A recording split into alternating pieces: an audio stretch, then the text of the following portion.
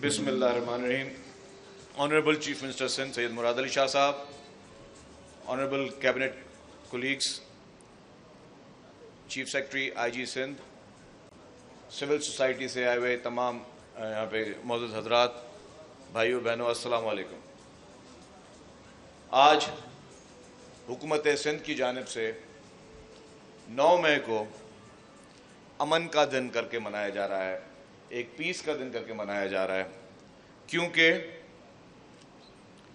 ہم لوگ ایک پرامن قوم ہیں، ہم امن پسند قوم ہیں، ہم امن سے محبت کرنے والی قوم ہیں.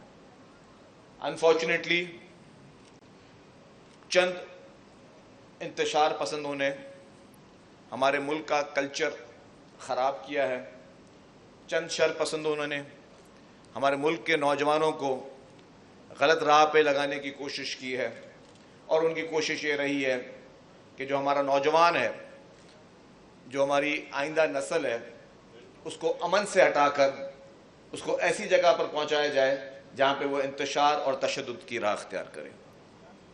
میں آج کے دن میں نہ صرف سندھ حکومت کی جانب سے لیکن پاکستان پیپلز پارٹی کی جانب سے بھی، کیونکہ سندھ حکومت میں جو ہے وہ پاکستان پیپلز پارٹی کی حکومت ہے، اور اس کی لیڈرشپ کی جانب سے بھی سب کو امن کا پیغام دوں گا. اور میں چاہوں گا کہ ہمارے لوگ، ہماری نوجوان نسل اور پوری پاکستانی قوم کچھ ماضی کی چیزوں سے سبق سیکھے کہ ماضی میں کیا کیا نہیں ہوا اس ملک میں، لیکن کبھی بھی تشدد کو جو ہے وہ ترجیح نہیں دی گئی.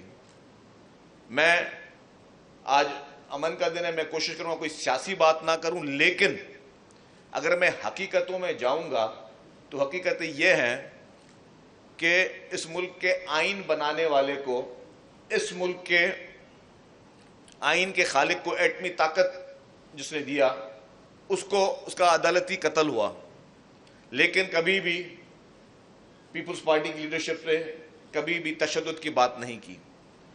پاکستان کی پہلی خاتون وزیر اعظم کو جس طریقے سے بے دردی کے ساتھ دہشت گردی کی کارروائی میں شہید کیا گیا، تب اس وقت محترم آصف علی زرداری صاحب نے پاکستان کھپے کا نعرہ لگایا، تشدد کی بات نہیں کی.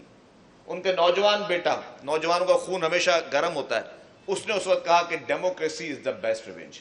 تشدد کی بات نہیں کی، انتشار کی بات نہیں کی. یہ ہوتی ہے پاکستان سے محبت کرنے والی قیادت، یہ ہوتی ہے اس مٹی سے محبت کرنے والی قیادت، یہ ہوتی ہے اس ملک کو اپنا سمجھنے والی قیادت. اس کے برعکس کیا ہوا؟ اس کے برعکس پاکستان میں ایک ایسا شخص، جس شخص کی ٹریننگ اور جس شخص کا مقصد صرف اور صرف اپنے سوا کچھ نہیں تھا، اپنی ذات کے سوا کچھ نہیں تھا، اور اس نے اس ملک کی پوری کلچر کو، پوری سالمیت کو اپنی ذات پر اور ایک کرسی کی لالچ میں قربان کرنے کو وہ تیار تھا. ایک آئینی طور پر ایک نو کانفیڈنس کی مہم آئی جو کہ کانسٹیٹیوشنل چیز تھی، اور تمام اپوزیشن نے مل کر وہ کانسٹیٹیوشن کی وہ مہم، وہ ایک اسمبلی میں پیش کی قرارداد کہ حکومت کے پاس نمبرز پورے نہیں، ان کو ہٹایا جائے. تب اس شخص نے کہا کہ میں ہر صورت میں اقتدار پہ چپکا رہوں گا، اور اس شخص نے کہا، پہلے جھوٹ پھیلایا سائفر کا. جو سائفر کا جھوٹ تھا وہ ہمارے نوجوان نسل کے ذہنوں میں سب سے پہلی کڑی تھی جھوٹ پیدا کرنے کی. وہ ان کے ذہن میں وہ کڑی تھی کہنے کی جی کہ ان کو ایک کوئی ملک ہٹانا چاہ رہا ہے، کیونکہ وہ ملک کے لیے بہت بڑا خطرہ تھے. انہوں نے ملک میں نہ کے لیے نہ کبھی کوئی اچھا کیا، تو وہ کسی بھی صورت میں خطرہ نہیں تھے. اور وہ ایک سائفر کے بہانے لوگوں کے ذہنوں میں، نوجوان ذہن میں پولیوٹ کیا گیا، پھر نئے نعرے نکالے گئے. اس کے باوجود جب وہ قرارداد کامیاب ہوئی تو انہوں نے اپنے سیاسی مخالفین کو اور اس ملک کے تمام اداروں کو ان کے سربراہوں کے خلاف ایک گھناؤنی سازش کی. اور وہ گھناؤنی سازش میں سمجھتا ہوں کہ یہ اس نوجوان نسل کو انتشار کی طرف پھیلانے کی کوشش تھی. اور پھر ہوا کیا؟ ہوا یہ کہ 9 مئی کو جب اس شخص کو گرفتار کیا گیا تب پورے پاکستان کو ایک سوچی سمجھی سازش کے تحت آگ لگائی گئی. اس میں سب سے پہلے قائد اعظم محمد علی جناح کا جو جناح ہاؤس تھا اس کو نہیں بخشا گیا. ہمارے شہداء اب شہداء کی قدر وہی جان سکتے ہیں جو اپنے ملک کی مٹی سے محبت کرنا جانتے ہوں گے. شہداء کی قدر وہی جانتے ہوں گے جن کو اپنے ملک کی سرحدوں سے محبت ہوگی. شہداء کی قدر وہی جانتے ہوں گے جن کو پتا ہوگا کہ ہمارے پولیس، ہماری ٹریفک پولیس، ہماری رینجرز، ہماری آرمی، ہماری ایف سی جس طریقے سے وہ ہر جگہ پر حفاظت کر کے عوام کے لیے وہ موجود ہوتے ہیں، تو اس عوام کی حفاظت کے لیے اور اپنے ملک کی حفاظت کے لیے، اپنے ملک کی سرحد کی حفاظت کے لیے تو وہ کس طریقے سے کبھی سیاچن میں نوکریاں کر رہے ہیں، کبھی تھر پارکر جیسے ریگستان میں نوکریاں کر رہے ہیں، کبھی سڑکوں پہ بیٹھے ہوئے جس طرح یہاں پہ واقعات ہوئے ہیں اس طریقے سے وہ آپ کے شہروں میں بیٹھ کے ڈیوٹیز دے رہے ہیں. ان کو جس طریقے سے ان شہداء کی بے حرمتی کی گئی، ان کی یادگاروں کی جس طرح بے حرمتی کی گئی، اس کی مثال آج تک پاکستان میں نہیں ملتی. میں نے یہ کہتا ہوں کہ جی جو اس ملک سے کی مٹی سے محبت کرنے والا شخص ہوتا ہے اس کو ملک کی ہر چیز سے محبت ہوتی ہے، اس کو اپنے مخالفوں سے بھی محبت ہوتی ہے، اس کو اس ملک کا ہر ذرہ اپنی جان سے پیارا ہوتا ہے. کوئی کس طریقے سے یہ کر سکتا ہے؟ اور پھر کیا ہوا؟ ہم جس شہر میں بیٹھے ہیں کراچی میں، جس طریقے سے یہاں بسوں کو نظر آتش کیا گیا، جس طریقے سے خیبر پختونخوا میں ایمبولنسز کو جو پیشنٹس کو لے کے جاتی ہیں، جو ایمبولنسز جس کا کام یہ ہے کہ بیمار کو کسی کو ایمرجنسی میں لے کے ان کو نظر آتش کیا گیا، ریڈیو پاکستان کو نظر آتش کیا گیا، اس سے پہلے پارلیمنٹ کو نظر آتش کیا گیا، اس سے پہلے پی ٹی وی کی بلڈنگ کو نظر آتش کیا گیا. تو صرف اور صرف اس شخص کی سیاست اپنی ذات پہ تھی، انتشار پہ تھی، اور اس کا مقصد یہ تھا کہ صرف اس کی ذات، ورنہ کچھ بھی نہیں. پاکستان کو اس نے صرف اور صرف اس لیے سمجھا کہ پاکستان میں اگر اس کو وزارت عظمیٰ کی کرسی ملے، اگر نہیں ملی تو وہ اس ملک کو اور اس ملک کی نوجوان نسل کو ایک تباہی کے دورائے پہ کھڑا کر دے گا. تو انفارچونیٹلی 9 مئی کو جو بھی ہوا، نہ ہی وہ پاکستان کے لیے اچھا تھا، نہ اس قوم کے لیے اچھا تھا. اور ہوا کیا؟ اس عمران خان کے اپنی اولاد، اپنے بیٹے لندن میں اس وقت بھی ٹھنڈی فضاؤں میں گھوم رہے ہیں، اور قوم کے نوجوان بچے، وہ معصوم بچے جن کا کچا ذہن تھا، جن کا کمزور ذہن تھا، قوم کی وہ معصوم بہنیں جو اس کو اپنا آئیڈیل سمجھتی تھی، آج وہ جیلوں میں سڑ رہے ہیں. اور کیوں سڑ رہے ہیں؟ کیونکہ ان کے لیڈر نے کہا تھا، عمران خان نے کہا تھا، ان کی یہ پوری پری پلان تھی، انہوں نے پہلے ہی طے کر رکھا تھا کہ اگر ہمیں کچھ گرفتاری ہوگی تو پھر ہم ملک کا یہ حشر کریں گے. اور یہ پہلا واقعہ نہیں تھا. آپ یہ ساری چیزیں جس طرح میں نے کہا یہ کڑی سے کڑی ان کو ملائیں کہ اس طریقے سے کڑی سے کڑی ملائی جائے گی. جب لاہور میں گرفتار کرنے کے لیے پولیس پہنچی تو کیا ہوا؟ پنجاب پولیس پر پیٹرول بم کے حملے کیے گئے. کون سی سیاسی جماعت آج دن تک پاکستان میں اس طریقے سے ایکٹ کرتی ہے؟ ہماری اپنی لیڈرشپ جو ہے وہ جیلوں میں گئی، ان کو گرفتار کیا گیا، ہم سب کو گرفتار کیا گیا. کب پیٹرول بموں سے حملے پولیس پہ کیے جاتے ہیں، اور پیٹرول بموں سے حملے کر کے آپ کیا میسج دیتے ہو؟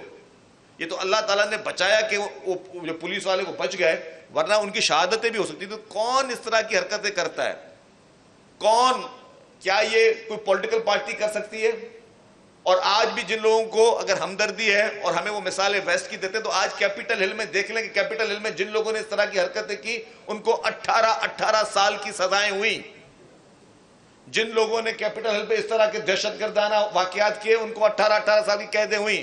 تو کیوں ایکسیپشنل یہاں دی جائے؟ کیوں ایکسیپشنل دی جائے؟ اور میں تو کہتا ہوں جو لوگ معصوم لوگ گرفتار ہیں وہ بے قصور ہیں.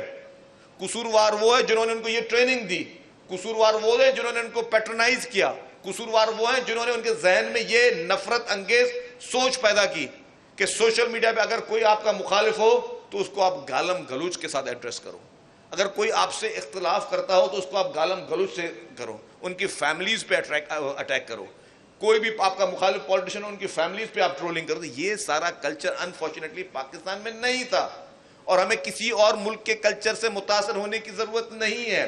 ہمارا کلچر پاکستان کا بہت اچھا کلچر ہے.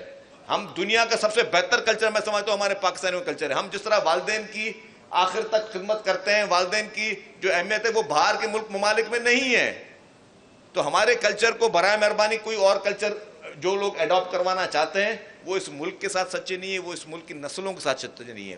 میری آج بھی گزارش ہوگی تمام ان پیرنٹس سے, تمام ان والدین سے, تمام ان سمجھدار لوگوں سے کہ اگر آپ واقعی چاہتے ہیں کہ یہ ملک آگے ترقی کرے, جو کہ انشاءاللہ تعالیٰ ضرور کرے گا, تو آپ کم از کم اپنی اس بچوں پہ وہ آپ نظر رکھیں, ان کو سمجھائیں کہ کیا اچھا ہے کیا برا ہے, کس طریقے سے ایڈریس کیا جاتا ہے. اگر کوئی ایک شخص اپنے اقتدار کی ہوس میں اپنے آپ کی نوجوان نسل کو خراب کر رہا ہے تو اس سے اپنے بچوں کو بچائیں, کیونکہ اس کی نیتیں ٹھیک نہیں ہیں. اگر اس کی نیتیں ٹھیک ہوتی تو سب سے پہلے اپنی اولاد کو یہاں لاتا, اپنے اولاد کو بلائے, اپنے بیٹوں کو, اور بولے کہ تم لوگ تحریک چلاؤ اور پھر پوری قوم تمہارے پیچھے چلے گی. اپنی اولادوں کو آپ ایک سیف جگہ پر, سیکیور جگہ پر آپ پیدا کرو, اور قوم کی اولاد کو بولیں کہ ہاتھ میں پتھر اٹھاؤ, پیٹرول بم اٹھاؤ, لاٹھیاں اٹھاؤ. یہ نہ ہی آپ اس قوم کے ساتھ سچے ہو, نہ ہی اس ملک کے ساتھ سچے ہو. تو اس موقع پہ جو پیغام حکومت سندھ کا ہے وہ امن کا پیغام ہے, وہ پراسپیرٹی کا پیغام ہے, وہ سب کو یونائٹڈ کرنے کا پیغام ہے. چیئرمین بلاول بھٹو زرداری صاحب نے پوری الیکشن مہم میں کہا کہ جی ہم سب کا پاکستان, ہم سب ایک ہیں. تو ہم بھی یہ کہتے ہیں کہ ہم سب ایک ہیں اور ہمیں اختلافات کو بھلا دینا چاہیے. الیکشن جب ہوتے ہیں تب الیکشن میں سیاسی اختلافات ہوتے ہیں, لیکن اس کا مقصد نہیں ہے کہ وہ دشمنی کے طور پہ ہیں. سیاست میں انتشار کو اور تشدد کو مکمل طور پر خاتمہ کیا جائے. جس طرح ہمارے ہوسٹ نے کہا کہ ہمیں وائلنس کو ہمیشہ کے لیے دفن کر دینا چاہیے, اپنی سوچوں سے وائلنس کو دفن کرنا چاہیے. ہمیں اپنے اس ملک کی ایک ایک چیز کی حفاظت کرنی چاہیے, چاہے وہ بس ہو, چاہے وہ ایمبولینس ہو, چاہے وہ ہمارے جو سپاہی جو سڑکوں پر کھڑے ہوئے ہیں, ہماری ٹریفک پولیس. میں کہتا ہوں سب سے بڑا کام ہماری ٹریفک پولیس کر رہی ہوتی ہے, جو بیچارے بغیر ہتھیاروں کے سڑکوں پہ کھڑے ہیں اس شہر میں, ان کو بھی چن چن کر شہید کیا گیا. پھر ہماری ٹریفک پولیس ہے, ہماری پولیس ہے, ہماری رینجرز ہے, ہماری آرمی ہے, ہماری ایف سی ہے, جتنی بھی فورسز ہیں ان سب کے جو جوان ہیں ان کی بھی عزت کرنی ہے, اور جو شہداء ہیں ان کی اس سے زیادہ عزت کرنی ہے. آج اس پروگرام میں کچھ شہداء کی فیملیز بھی آئی ہوئی ہیں, ان کو بھی میں سلام پیش کرتا ہوں. ہمارے پولیس کے شہداء کی فیملیز موجود ہیں, ہمارے فوج کے شہداء کی فیملیز موجود ہیں, ہم سب کو سلام پیش کرتے ہیں. آپ سب کو جو تکلیف 9 مئی کو ہوئی اس کے لیے پوری قوم شرمندہ ہے, پوری قوم سمجھتی ہے کہ یہ جن نادانوں نے کیا انہوں نے کچھ اور میسج دیا تھا, لیکن قوم نے ایک ہو کر جس طرح اس کو کنڈیم کیا ہے, یونائٹڈ ہو کے اس کو کنڈیم کیا. ہماری سول سوسائٹی نے, ہمارے پولیٹیکل پارٹیز نے, ہمارے تمام لوگوں نے جس طرح ایک یونائٹڈ ہو کے اس بروٹل اٹیک کو کنڈیم کیا, میں سمجھتا ہوں کہ قوم آپ کے ساتھ ہے, قوم ان انتشار پسندوں کے ساتھ نہیں ہے. آپ لوگوں کا بہت بہت شکریہ. Thank you very much.